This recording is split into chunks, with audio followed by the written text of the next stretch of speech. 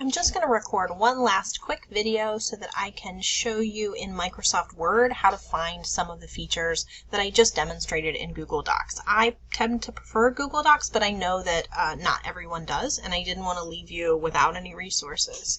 So in order to create the title page, we're going to set it up just like we did in Google by adding in the page numbers. So you'll go to Insert, and then Page Numbers over here on the right. Choose Add Page Numbers at the top of the page and choose the third option down. You'll see that that adds the page number in the top right hand corner.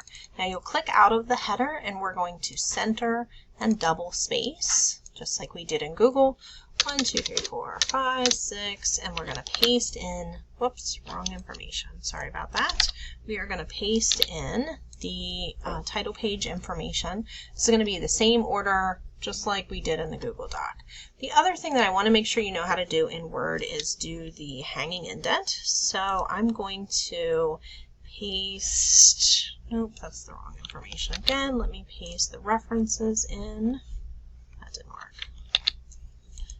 Paste the references in, and you can see that the spacing is all wrong here because it actually thinks that we are centering.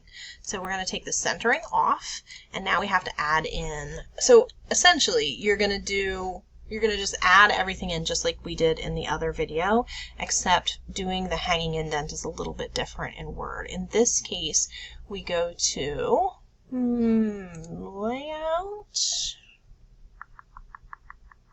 And then over here under this paragraph menu, we're going to open up this little paragraph settings box.